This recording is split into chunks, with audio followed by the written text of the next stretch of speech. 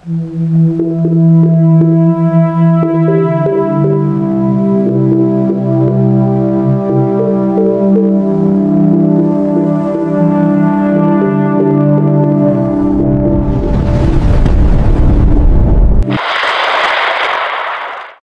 po ang pinakahuling update tungkol sa Bagyong Uwan ngayong Martes, ika-11 ng Nobyembre taong 2025.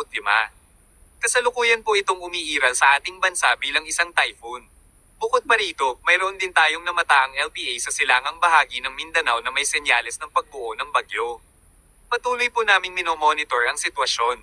Sa ngayon, wala pa itong direktang epekto sa ating bansa, ngunit posible itong lumapit sa mga susunod na araw. Kaya naman, manatili po tayong alerto. Para sa mas detalyadong impormasyon tungkol sa Bagyong Uwan, pakinggan po natin ang ating kasamahan. Ingat po tayong lahat. Para sa update natin dito sa Bagyong Uwan, nananatili pa rin naman siya sa typhoon category at ito'y huling namataan sa line 245 kilometers west-northwest ng Lawag City, Ilocos Norte. May taglay na lakas na hangin na 120 kilometers per hour at pabugso na umaabot ng 150 kilometers per hour.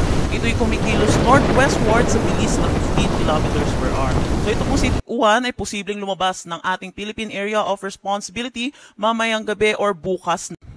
Para naman sa magiging track na itong si Bagyong Uwan, lalabas po siya ng ating farm bukas ng umaga at inaasahan po natin ito'y bababa ang kanyang category, ito a severe tropical storm bago po ito maglandfall dito po sa may Taiwan. At pag landfall po niya, hihina din naman siya bilang isang tropical storm hanggang sa tropical depression hanggang low pressure area. So sa mga kababayan po natin, yes po, magre-re-entry po ulit ng ating Philippine Area of Responsibility itong si Bagyong Uwan, pero inaasahan po natin hindi na po buong Pilipinas ang makakaranas ng epekto neto. Kung meron man po, dito na lamang ito sa extreme northern Luzon, particularly dito sa may Batanes at Babuyan Islands. Pero pinag-iingat pa rin po natin mga kababayan po natin dahil posible pa rin yung malalakas na bugso ng hangin lalo na dito sa may northern Luzon at ilang bahagi na rin ng Ilocos region ng Central Luzon lalo na dito sa western section ng Central Luzon.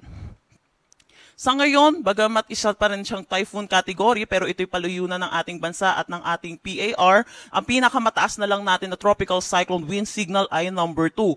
Dito to sa may Batanes, Cagayan kasama na ang Babuyan Islands, northwestern portion ng Isabela, Apayao, Abra, Kalinga, Mountain Province, Ifugao, northern at central portions ng Benguet, Ilocos Norte, Ilocos Sur, northern at central portions ng La Union, northwestern portion ng Pangasinan.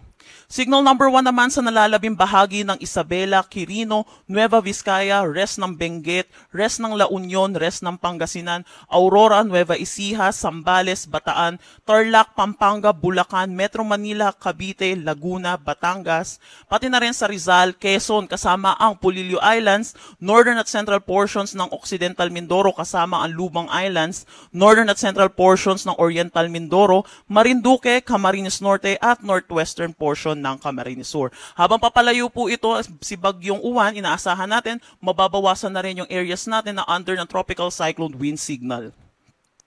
Kahit wala pong direktang epekto na itong si Bagyong Uwan dito sa mga lugar po na ito, inaasahan pa rin po natin may mga occasional po tayong malalakas ng bugso ng hangin ngayong gabi dito sa may Palawan, Visayas, Zamboanga Peninsula, Northern Mindanao, Dinagat Islands, Soc-Sargent, Davao Occidental at Davao Oriental. Asahan din natin bukas habang papalayo po ito at pahina din ito sa Bagyong Tino, may mararanasan pa rin tayong malalakas na bugso ng hangin dito sa malaking bahagi ng Luzon.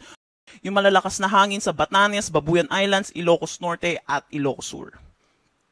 Para naman sa magiging ulan na dulot netong si Bagyong Uwan, ito po humina na rin yung mga significant rainfall na ating aasahan. Asahan na lang natin yung mga 50 to 100 millimeters of rain dito sa Ilocos Norte, Abra, Ilocos Sur, La Union, Benguet, Pangasinan at Zambales. Pero pinag-iingat pa rin po natin ang mga kababayan po natin para sa mga posibilidad ng mga flash flood at mga pagguho ng lupa.